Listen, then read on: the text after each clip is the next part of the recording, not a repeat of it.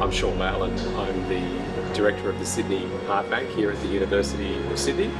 And the Sydney Heart Bank is an amazing resource where we house the largest collection of human hearts in the world. They are all cryopreserved, meaning flash frozen. This allows us to undertake groundbreaking research looking at the molecules and pathways that cause heart failure, which is a major cause of death in Australia and around the world. So we're able to obtain human tissue from patients with the disease we study, and for the first time examine the way in which our therapy is changing at the molecular level what's happening in these hearts. This is an opportunity that is extremely rare.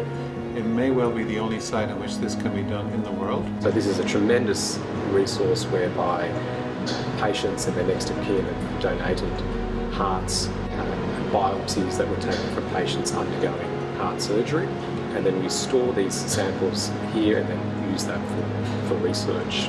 And the importance of that is it's research that is undertaken on human samples with the disease. And that's really important because animal models are useful to help us understand diseases in humans, but the true test is to actually study the disease itself in human samples. We can take parts of the human tissue and keep them alive for weeks on end, and it opens up new opportunities to study how the heart tissue beating in a little chamber responds to different therapies. We can also take primary cardiomyocytes from this tissue, keep them alive, study disease processes. So it transforms the way we do things from the preclinical to the clinical realm, gives us access to human tissue that would not be possible otherwise. It allows us to study the real impact of our therapies directly in human tissue and cells, and it gives us a real platform to test the effect of therapies on human molecular pathology. That's exactly what the Sydney Heart Bank is about, and we collaborate with laboratories both here in Australia and around the world, and so this is a great partnership.